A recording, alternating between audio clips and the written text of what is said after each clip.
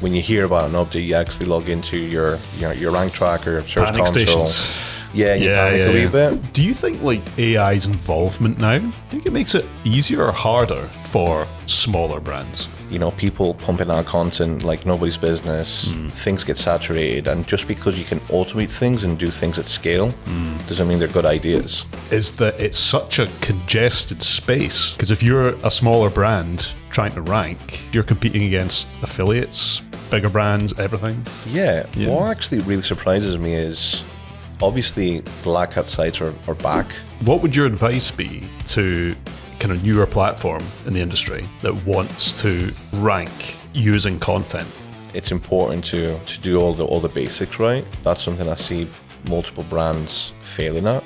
More and more operators are actually realizing that if they don't invest in SEO, they're going to get left behind. What do you think is one SEO tactic that will be dead in iGaming by 2027? I'd probably say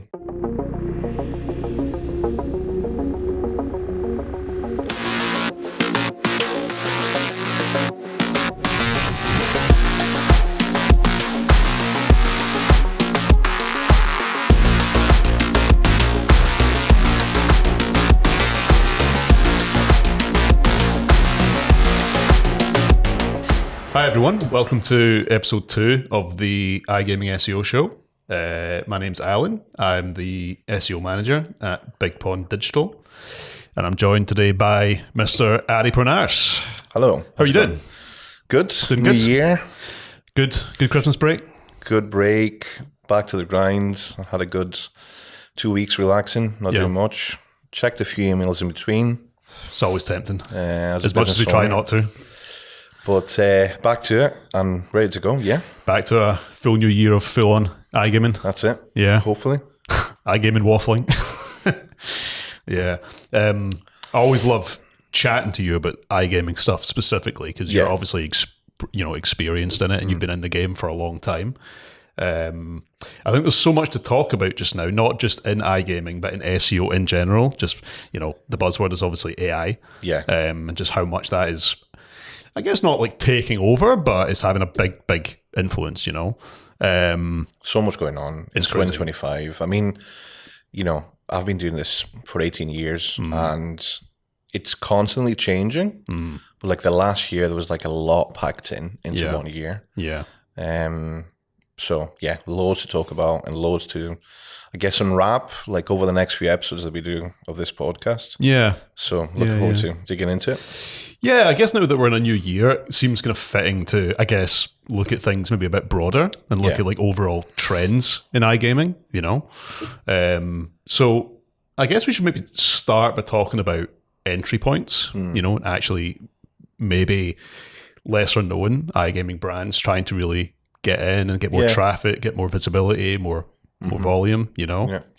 So I guess my first question is like, do you feel like the fundamentals of SEO are actually changing? Or do you think from an iGaming perspective, the cost of entry is just going up? Like, what do you think is what's the main hurdle, do you think, for a lot of newbies?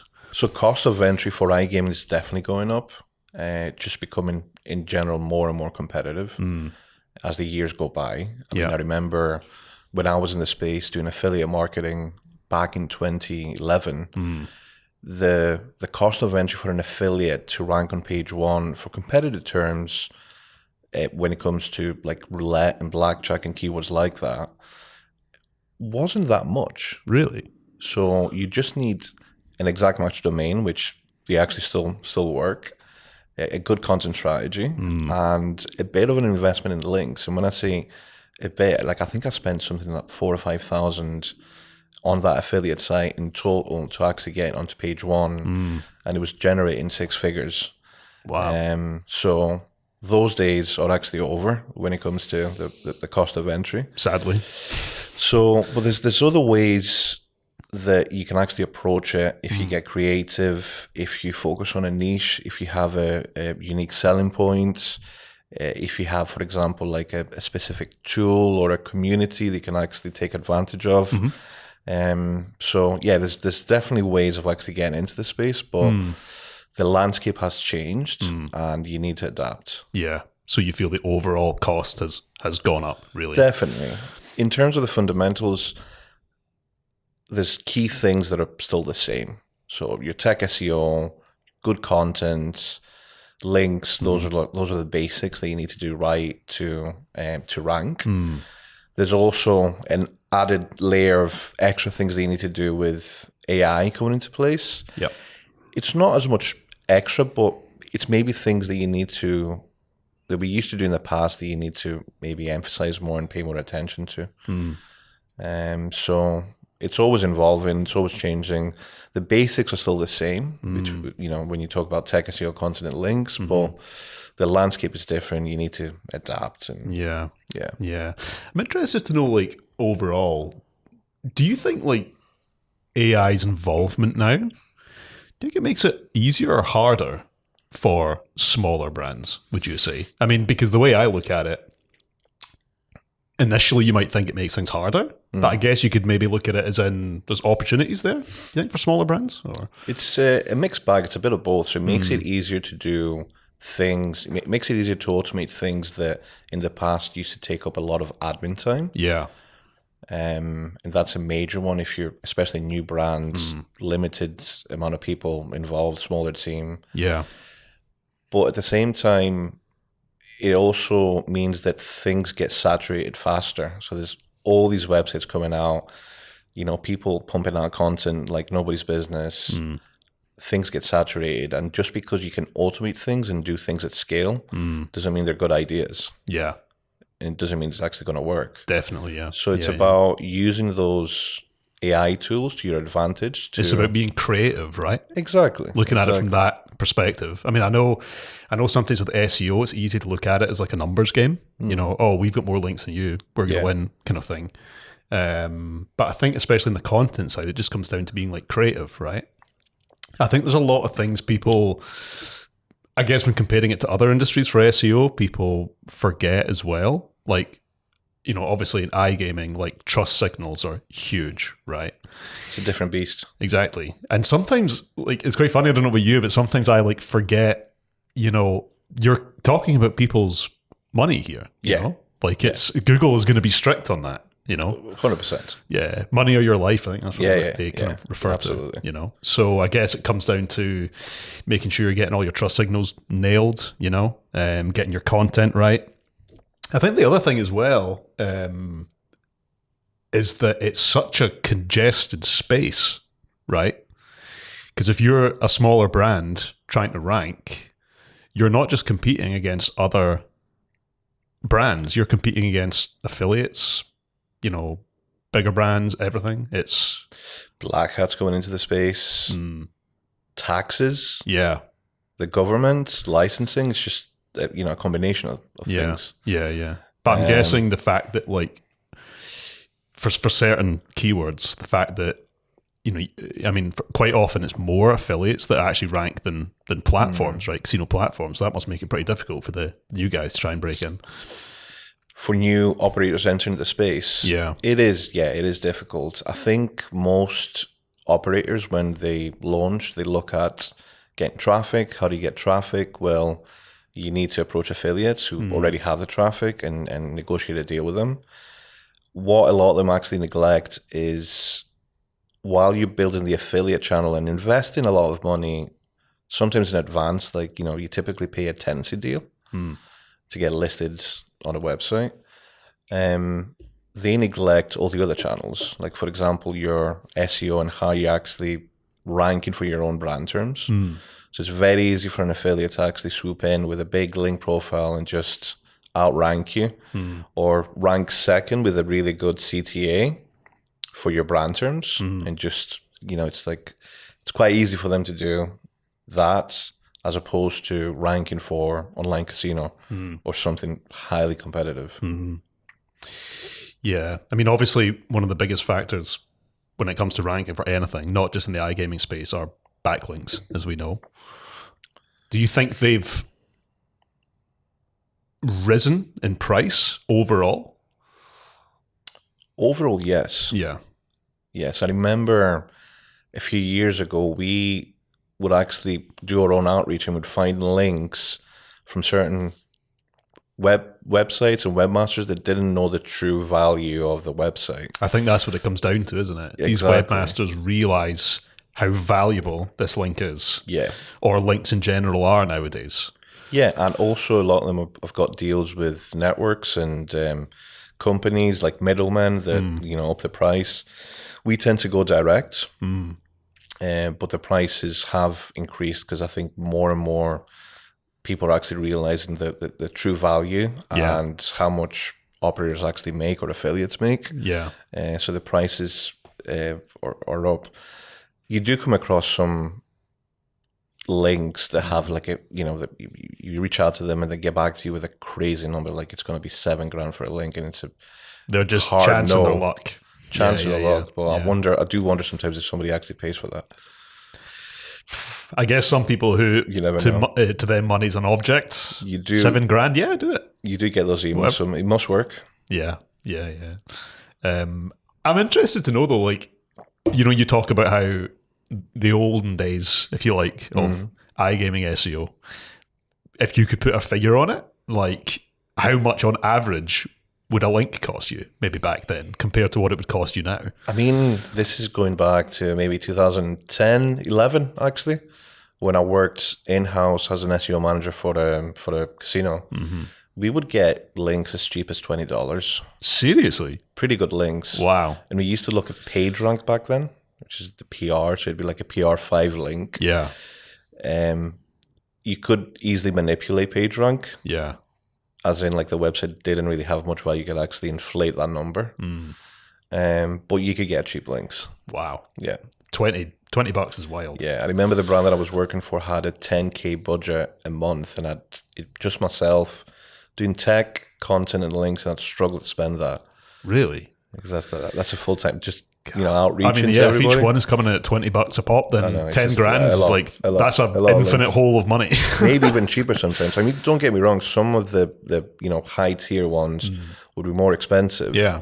But you did find a lot of opportunities for I bet. dirt cheap. Yeah. Your eyes must have been like, dinner plates when you realized you had a $10,000 budget. Well, that is when I actually worked in iGaming, like my first job, I worked across from an affiliate manager. And he was also my boss. He hired me basically. Yeah. And that company would encourage you to actually go and build your own affiliate site and drive traffic to them and other brands, as long as they are the primary brand on the table, like number one. Okay. And I'd sit across, obviously, from my boss / affiliate manager, and the numbers you would quote to me about how much some of these guys actually make and what they were paying now were crazy. Yeah. And I was like, I need to have a go at this. Get into this space. Get involved. So that was the start of everything. Really? Wow. Yeah. It must be, I guess if you really see the value in it, and obviously if you know by that point how to do it, how to rank, how to actually drive traffic, then it's like, go for it, There was this one affiliate that had, I think, about 10 or 15 different websites. Yeah. And at that point, this is 15 years ago when I joined, the websites looked really dated. They looked like something from the 90s. Yeah. But they were essentially heavy on content, and pretty much the entire link profile was directory links. And back then there was like a website called Directory Maximizer or something. You could actually go on and just buy a bunch of directory links for dirt cheap. And that's how he ranked. Yeah. He had about 10 or 15 websites, and the commission that we used to pay out to him was something like $100,000 a month. And these websites were dead at this point. Yeah. This was just from the accumulation of all the players that he brought to our brand over time. But the websites were actually dead. The guy was in his 30s and was retired somewhere in Hawaii or something. So he basically built this site, got all the traffic to it, let it do all the work, and built the site. Lived happily ever after. Our commissions to him were like something like $100,000 or more a month, and there was about 15 different brands on the table. So you can, if you do the math, you can imagine swimming in it. Pretty good. Funny how you still get these sites that pop up now and again that look like something from the 90s, Yeah. And it's easy to look at them, think they look shit, and straight away think, no thanks. But then when you actually dig into it, there's can be some value in those sites, Yeah. What actually really surprises me is, obviously, black hat sites are back. We had a period of time there where you didn't really see them in the SERPs that much. But I think over the past year and a bit, you see all these websites pop up, and it's basically expired domains. It could be, I think I saw one that was, I think it was like a car website in the past that had huge authority. You see other government websites, you see charities. Yeah. And they just repurpose the domain and they create like a, black hat affiliate site. That's really interesting. So they can basically, not hijack, I guess, but they can take on a site that has nothing to do with iGaming, gambling, anything like that, and then just transform it. Exactly. Wow. Repurpose it. You build your own links to it. You change the content. I used to do some of these taxes in the past too, where I'd essentially buy 4 or 5 expired domains with a really good link profile. I'd build my own links to them. I'd do tier 2 links to those websites too. Yeah. And then I'd point them to like a main website that would gain all the rankings. That seems to be still working with the the differences, like they do a canonical link to like another site, or maybe like to like a subdomain sometimes. Are you surprised it still works? I'm surprised that still works. I think the algorithm is a bit of a mess at the moment, but I'm also surprised when you come across these websites, the UX is absolute shit. Yeah. Like they look like trash, but people must still trust them. Yeah. I think it's more of a thing that because we are involved on a day-to-day basis and we know what looks good and what doesn't necessarily mean that the average person, the average user knows. No, they're just caught in the moment. They're just searching for it. They come across it. They interact with it, I'm surprised because they must spend quite a lot of money to actually buy these domains. Oh, yeah. We're talking about 40, 50,000 a pop. Yeah. Maybe cheaper, but I reckon around that mark. So you spend all that money, you set it up, you rank, you make money, but you just don't really focus on the UX that much. No. Strange. It's interesting how much, I guess, they feel like they need to balance, on UX or just ranking this thing and see how it goes. Yeah. Ari, I want to chat a little bit about content trends. I guess my first question would be like, what would your advice be to a kind of newer platform in the industry that wants to rank using content? Because obviously when it comes to like affiliates and things like that, excuse me, you see a lot of kind of similar stuff, right? It's usually best online casinos in X, X and Y, what have you. What about like unique content trends? What kind of things do you think people could write about? So is this for an operator or an affiliate? For an operator. Okay. For an operator, it's slightly, you're more restricted compared to an affiliate. But you can still actually go out there and carve a niche. So, for example, if your main thing is live casino, you could actually start producing content when it comes to like live dealer casinos. You could essentially do, if it's coming from a studio, you could start introducing maybe like the dealers.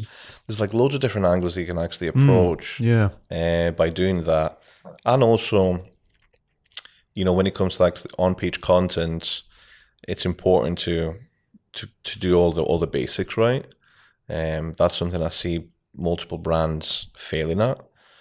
They don't even get the basics right. They have a website that's mainly client-side rendered. So when it comes to Google actually doesn't see much. I'd say for operators more so than affiliates, I think it's important to there's a cross between tech SEO and content. Yeah. And the whole client side rendering versus server side rendering is super important. So you need the tech SEO audit in first to see if Google actually sees your content in the first place. Yeah. And once you've got that ticked off, then I think it's all about unique content and finding an angle and focusing on that. Yeah. And I wouldn't focus on quick wins like scaling content with AI and things like that. I'd leave that. Yeah. I find content trends, especially in iGaming, really interesting. Yeah. Because I think you have to be realistic, don't you? If you're a newcomer, then you're not going to rank straight away for online casino, for slots. It's just not going to happen.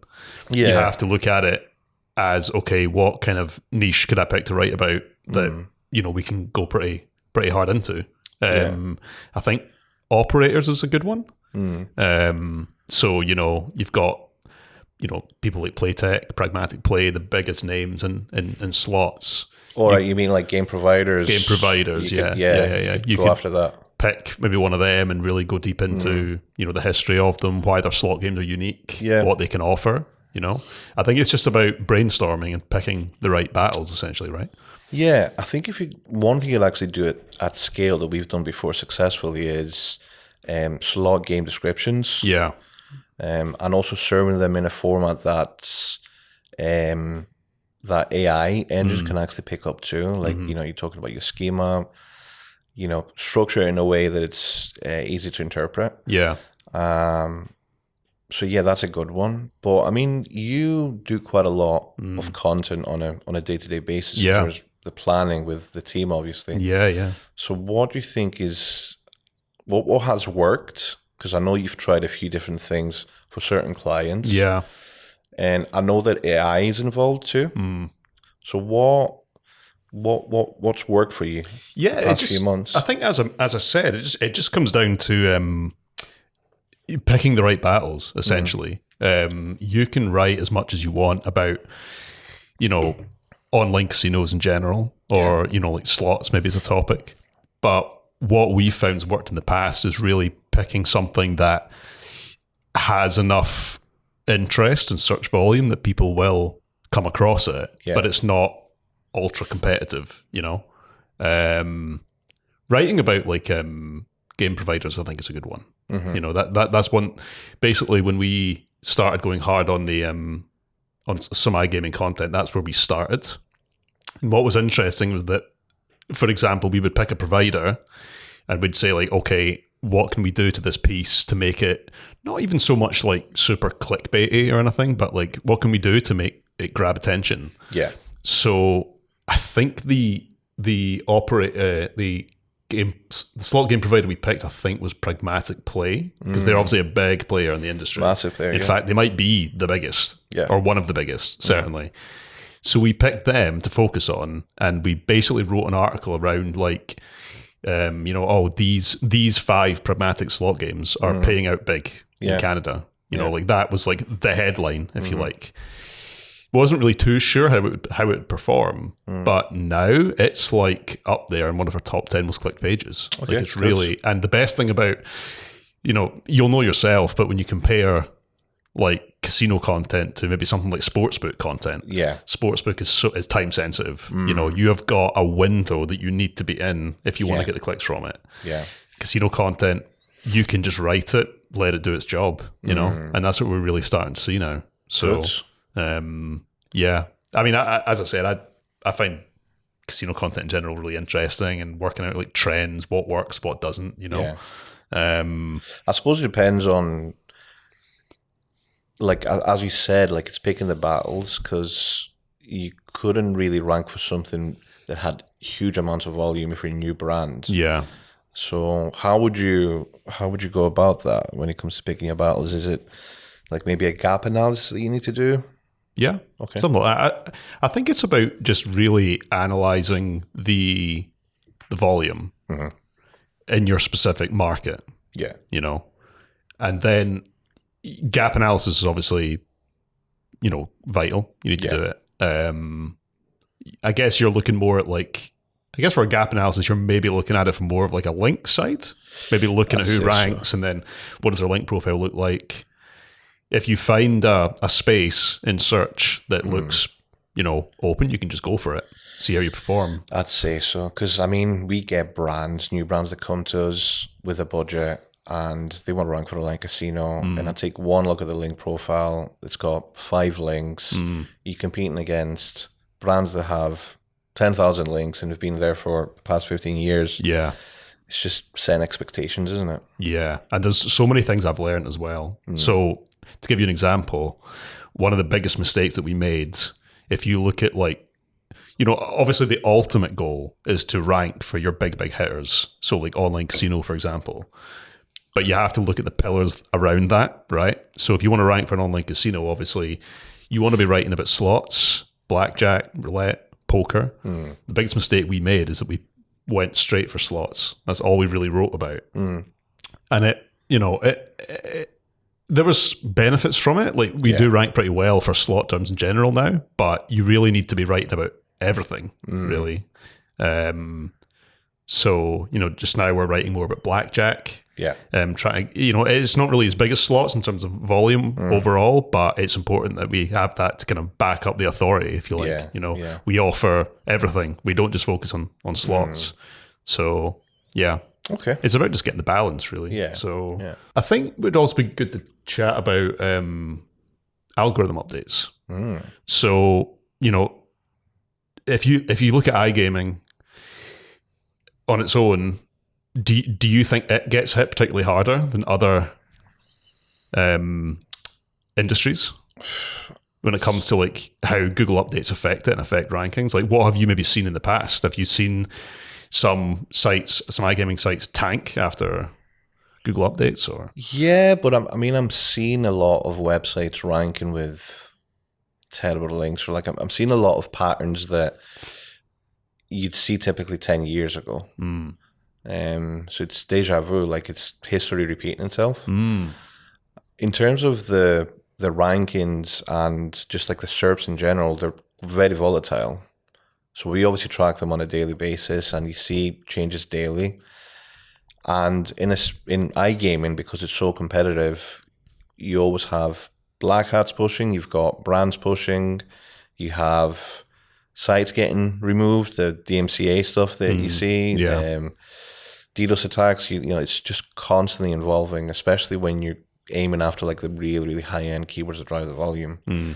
But yeah, it's just like the overall landscape has changed quite a lot. You've got the updates. The last update there actually favored all of our brands, which is like a nice change, because like usually when you hear about an update, you actually log into your rank tracker, search panic console. Stations. Yeah, you panic a wee bit. Yeah. But no, it was actually like a nice change that, all our clients actually got a bump. Well, that's it, isn't it? It's either going to go one way or the other. Yeah. That's why. But it's just meaning that we obviously have been doing the right things over the past few months. Yeah. When it comes to like AI answers in iGaming, right? How much do you think website owners should care about them? Do you think are we at a stage now where it's like you need to go hard on the AI stuff and target trying to get in AI answers, or do you think we're not quite there yet? Do you mean AI overviews? AI overviews, Google's AI modes. I definitely think, I think it's compared to like what I was doing in the past. You could get away with having a website, no real brands behind it, and no social networks, no listings on other websites. Yeah. Basically a really good link budget content, and you'd make money. Now it's more about actually building a brand. So you need to have certain things in place for Google and all the other engines to actually interpret authority, essentially. So you need to be listed on certain websites. You need to have ideally a knowledge graph if you can, like in the knowledge panel that you see. You need to have your social channels set up. You need to have Reddit set up, because obviously that gets picked up quite a lot. Yeah. You need to have things like Trustpilot set up, because that actually ranks quite well and helps you with brand protection. Yeah. There's a list of things that you need to do to show to Google and other engines that you're actually building a brand. And when it comes obviously to FAQs and answers, I mean, for me, it's pretty much the same approach that we had in the past, because we did focus on that a lot. Yeah. And we used tools like alsoasked.com. That was a big one. I remember that, yeah. One of the big ones to like increase your topical authority, and, It's just an example of how SERPs change, though, isn't it? So quickly. Yeah. Yeah. So now people also ask can go from like one of the most important things to suddenly maybe don't focus on it as much. Exactly. Yeah. So it's about creating a checklist and making sure that you are building a brand and not just like another website that's a copy of a copy. Do you think that's something that people still underestimate? The entity stuff. So like, obviously when we talk about SEO and whatnot, it's like people immediately focus on the on-site stuff. What are you doing on your website? What are you building to your website? Do you think people like generally underestimate building your presence on other websites? I think so, yes. And especially with it's difficult with newer brands. Yeah. Because you have limited time. You don't have a lot of people in your team. Well, most new brands do, except if you have like a large investment. So it's picking your battles and making sure that you can do everything that moves the needle and brings the revenue in the short term. And I completely get that. But when it comes to actually building a brand, and when I talk about having listings on certain websites and a knowledge graph, all that kind of stuff, you don't have to do everything perfectly. As long as you have like a mention somewhere, as long as you have like a basic page set up with some information. As long as it's out there. As long as it's out there. And you can pick maybe 3 or 4 to focus on initially. And then as you grow, you can actually start expanding that. And then eventually you hire somebody to manage that for you. So you need to have some sort of presence initially, or I don't think you'll survive. Yeah, interesting. I mean, so if we're saying that it's really important to do it, how do you do it then? What would your recommendation be? Is it the case that good SEO means good AI results, or do you think there's a difference there? Do you think you have to go out your way to do more stuff to rank in the SEO in the AI overviews? I think it's an extra layer. So it's stuff that you're already doing, but with more of an emphasis on certain things.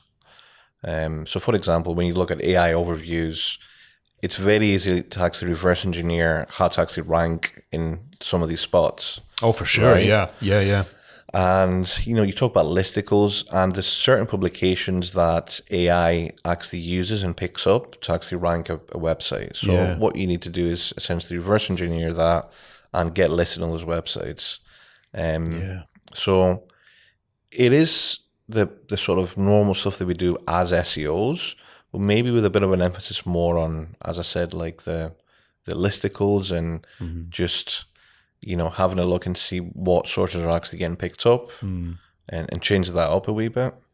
And also when it comes to the content, that's the standard stuff with the schema, the FAQs. Yeah.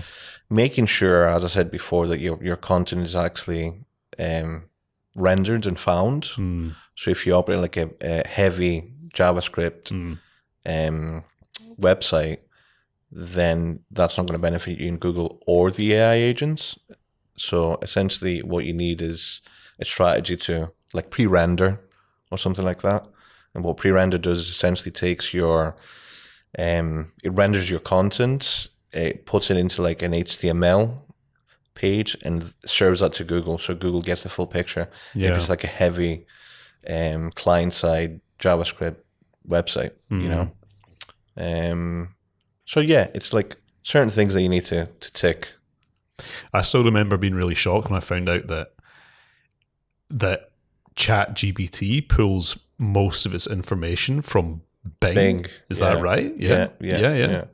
So Bing Webmaster Tools, although I actually really like Bing Webmaster Tools, I think it's quite useful. And it's free and easy to set up, so there's no excuse. You could do that for all your clients.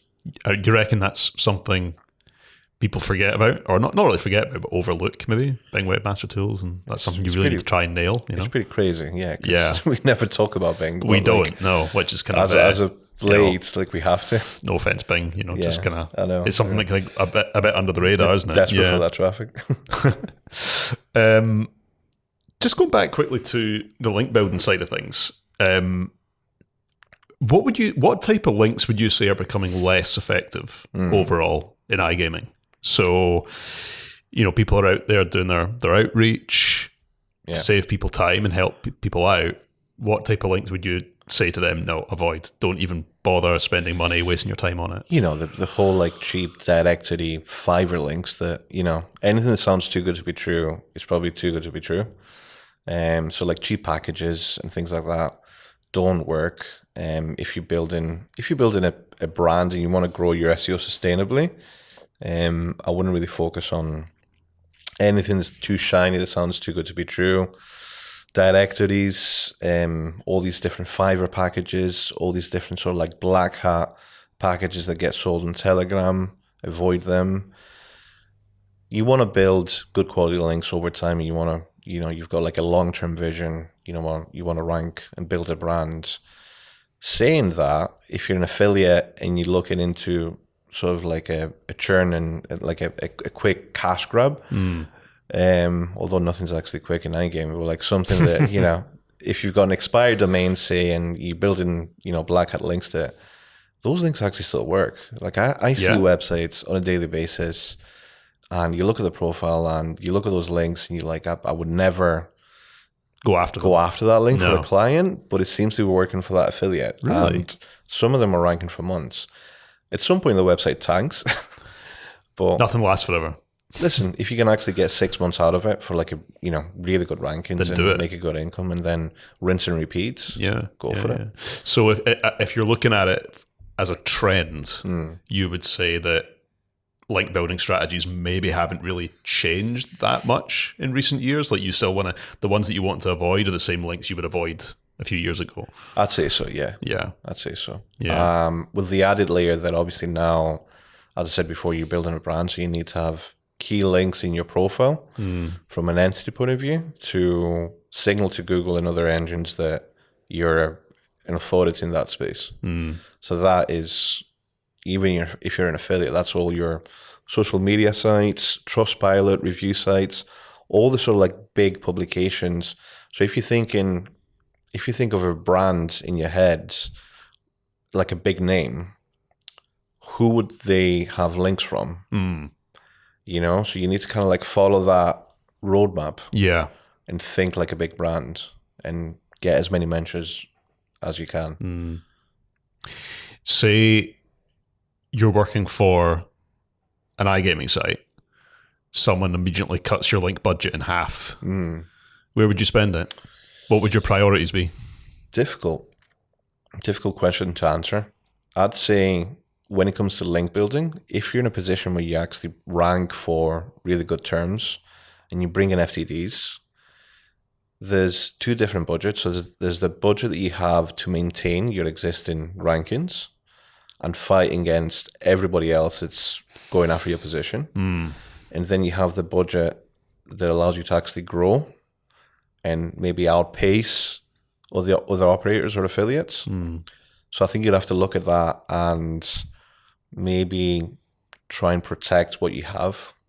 I think that's where it becomes really difficult, right? Yeah, because trying to retain. It's quite easy to look at it as just like, I guess, like an attack strategy when it comes to links. Just these are what we want to target. These are the links that we're going to build to these pages. But you also have to think about rankings that you're defending. What's actually bringing you the traffic, the FTDs, and defending those positions, basically. Yeah, it's a retention and acquisition strategy at the same time. So you're protecting what you have and growing. Yeah. Hopefully none of our budgets get cut in half anytime soon, but it's hopefully not. It's always we like to do more. Yeah, it's always something to kind of think about, I guess, in the background. Let's chat a little bit about like operators versus affiliates. So like, would you say overall are affiliates still structurally advantaged over operators? What do you think? In terms of building a website and doing SEO, you mean? Yeah. SEO, I guess, kind of in general. I'd say affiliates have got more flexibility when it comes to actually producing content. Yeah, for sure. What they lack is maybe getting links. Although I suppose you can actually there's different types of links that you can attract as an affiliate or a review website, for example. I think if it's harder for affiliates nowadays to actually rank. You think so? A lot harder. Yeah. But there's still obviously there's still ways for you to actually get in and be successful. But Google tends to actually favor operator websites or huge affiliates. So it's like difficult for smaller players coming into the space and a lot more expensive. Yeah. So I guess if you're the affiliates that you would see on a page one result, for example, are going to be like big players, right? Yeah. Yeah. Or Black Hat. Yeah. I mean, like, is it just me or like I feel like we're starting to see more of the Black Hat stuff going to pop up. Definitely a lot especially more. Like sometimes it's crazy. Like you're talking about for super high volume keywords. Yeah. And it's almost like they're flicking a switch. Some random charity website ranking. And they're on page 1. And also Parasite SEO is back too. So yeah, it feels like... Chat a little bit about that. What do you mean Parasite SEO? So Parasite SEO is basically when you take advantage of another website, like a huge publication like Forbes, for example, and you place content on it. And it ranks just because it has a massive link profile. So it could be any big publication, any big website that usually allows users to actually go in and create a profile and post content. Okay. So there's ways of actually using that to your advantage. And it used to work mega years ago, and now it's back. It's been back for a while, actually. Oh, really? Yeah. But the last few examples, I can't remember which huge publication it was that I saw, but that was actually working quite well, but it recently tanked. But it still works. And I think if you want to get some FTDs on the table quickly, it's not a bad way to do so. Good option. Yeah. These sneaky black hats tell you. I know. Always finding every trend. You love it secretly. It's what I used to do back in the day. Reminds you of the old days. Yeah, it reminds me. I feel warm and fuzzy inside. What do you think then overall? Like, do you think we're starting to see more operators actually sit and think, okay, I fully see the value in SEO.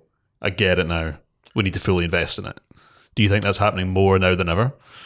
I think more and more operators are actually realizing that if they don't invest in SEO, they're going to get left behind. Yeah.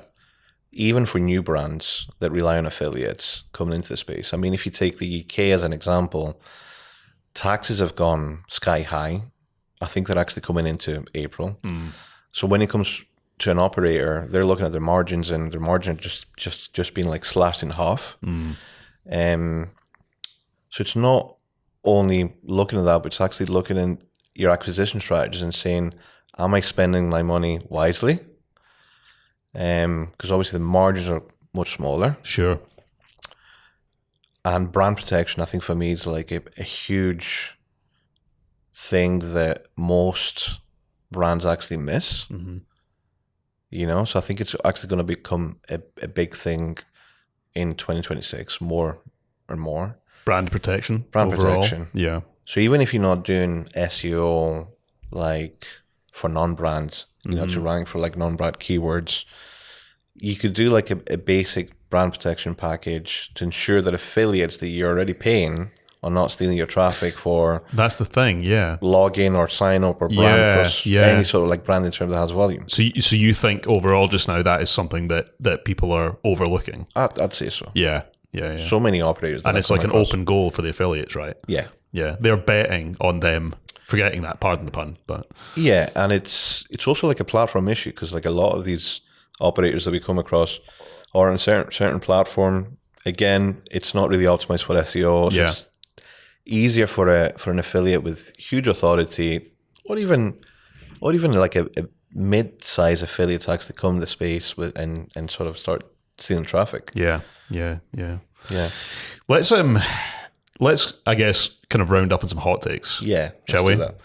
So you can make them one-word answers. Well, that would be hard, but I guess try and keep it as brief as we can. Yeah.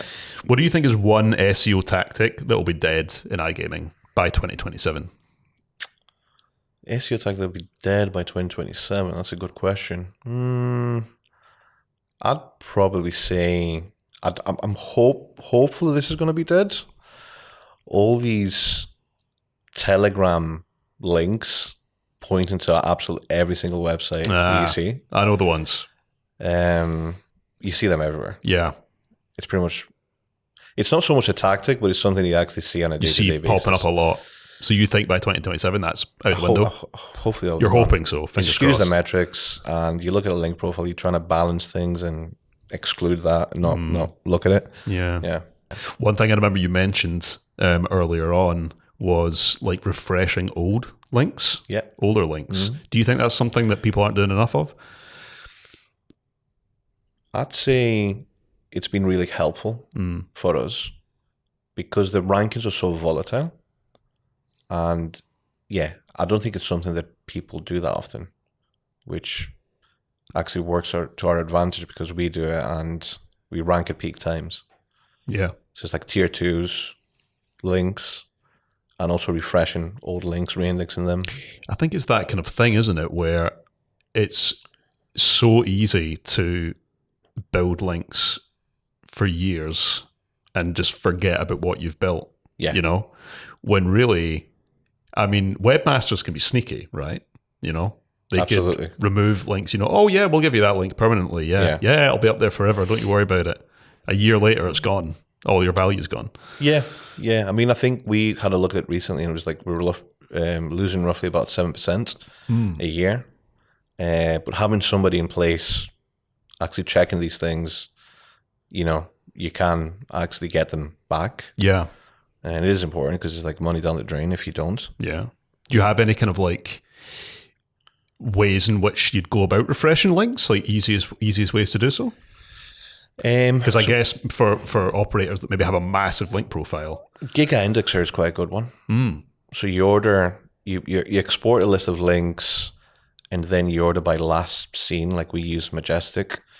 You extract all the shady ones. Obviously, if you've got like any of those packages pointing at you, because they're pointing everywhere just now, you just like, and you just like look at the good links that haven't been seen, maybe sometime, and you just submit them through Giga Indexer, and that seems to, it takes about 72 hours, I think, but you do see like an impact pretty soon. So that works quite well. Based on everything that we've spoken about, do you think overall, what kind of trends do you see in terms of budgets, SEO budgets? Do you think they're going to continue to rise? Or do you think brands might start pulling back a bit? I think for us, they're basically rising. And I guess that just comes back down to the value people see. The value, right? Yeah. And also, like affiliate deals look great in the short term, and it's like a sort of way to actually build your traffic and get some FTDs in the short term, which is, you need that to survive. But when you look at the margins, and especially markets like the UK, they're actually shrinking. Yeah. So you need to look at strategies that are cheaper for you to actually acquire players. Yeah. Yeah, it's interesting. I guess the final one is, do you think we're heading towards fewer winners overall in iGaming? Or do you think we're looking at more consolidation in SERPs overall? What do you think? The way it looks, it's fewer winners. You know, when you actually look at the SERPs just now compared to like a few years ago. Yeah. So it's like a race to the top, and then it's a war to actually maintain that position. What might change though, and it hasn't happened as of yet, you also have all these different search engines competing against each other. And when that happens, obviously there's a huge change in the industry. So the winners are going to be the ones that actually take advantage of that and manage to actually generate traffic through other engines that are maybe up and coming, and they manage to actually get the timing right and to actually get a lot of traction through them. Yeah. So interesting trends, you know? Yeah, you need to basically adapt and, you know, always look out for new ways to drive traffic. And my main thing for me is, you know, when I speak to any brand, it's also about building your own list, like your actual database of players in your email list, because that's something that, you know, if one channel dies, that's a list you can actually keep reusing and marketing. Yeah. So that's really, really important. Yeah.